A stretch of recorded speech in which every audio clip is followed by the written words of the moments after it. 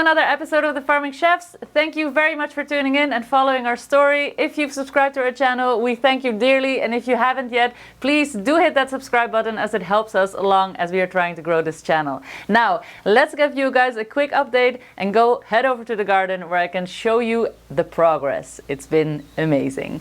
Secondly, let's talk about the move we've been through this week. We're still in it. It's very messy around me. We'll get into that in a second as well. Let's head over to the garden.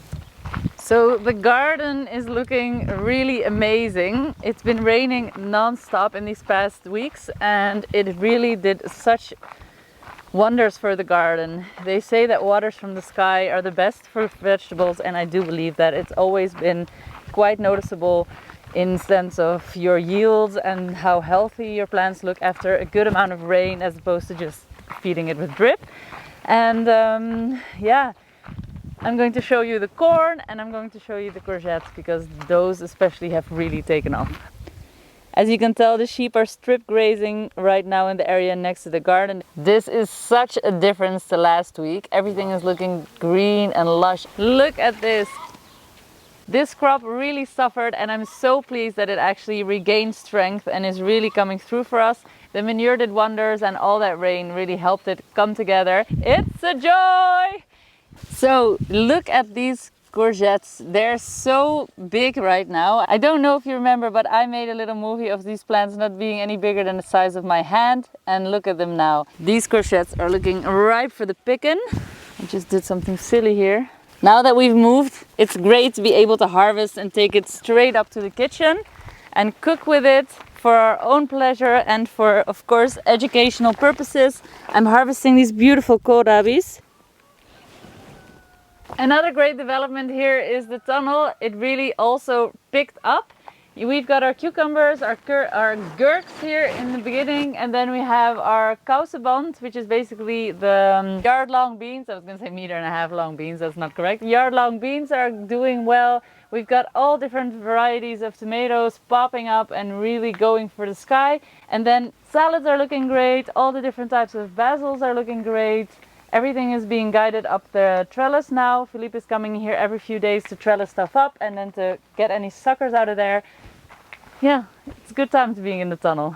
This is purple basil, one of our Thai basils. And then of course our classic basil.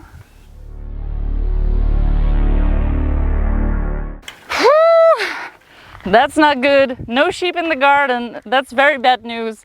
And I'm here alone. It's gonna be a little bit tricky barricading now this entry. Let's see what I gotta do.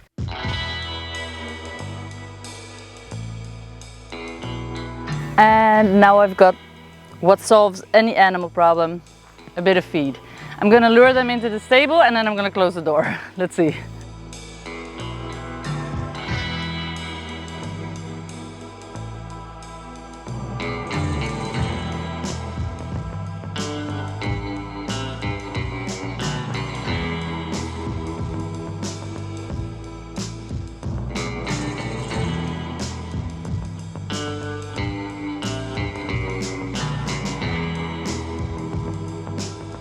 Woohoo!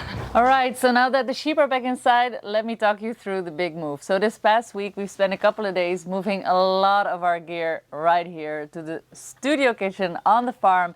We finally made the big move. This has all been happening more or less behind the scenes. Basically what we're doing is we're moving everything here and this is going to now be the heart of the farm. So yeah, let's just dive into it. Day number one.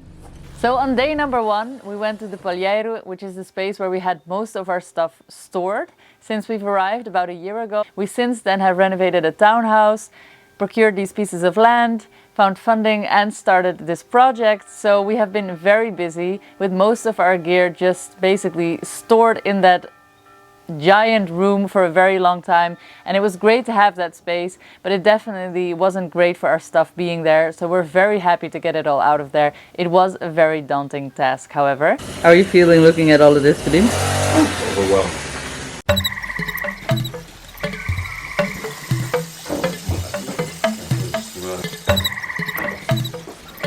Look what I found!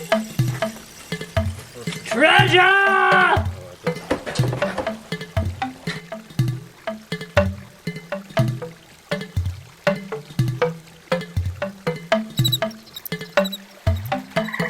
And then on day number 2, we took onto our hands our old studio kitchen, which is a wonderful space which we were renting from the local church. It's sort of a community center, and we had our professional gear set up there and we could film.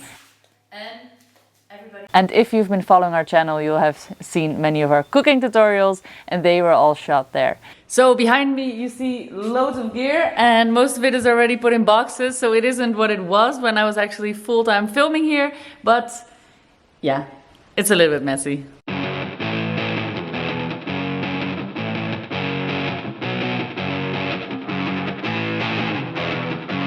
And yeah, and that ended up in this giant mess. So amidst all this junk, we then had to pluck out everything that was important and install it in the kitchen, which we did, and here's the result. And this is the new studio kitchen. I'm super excited about it. As you can tell, it's nice and bright, it's nice and light. I did that on purpose since we're going to be filming in here, and it has everything within reach. We've got our knives in the bag, the stove, my wonderful oven is back, and I've missed this oven so much, you guys have no idea. It's an amazing machine. I'm not being sponsored by Unox, by the way, but Unox, if you're watching. Yeah, this oven goes to 260 in no time. It can steam, it can do so many great things. I love it, I love it, I love it. Can't stress it enough.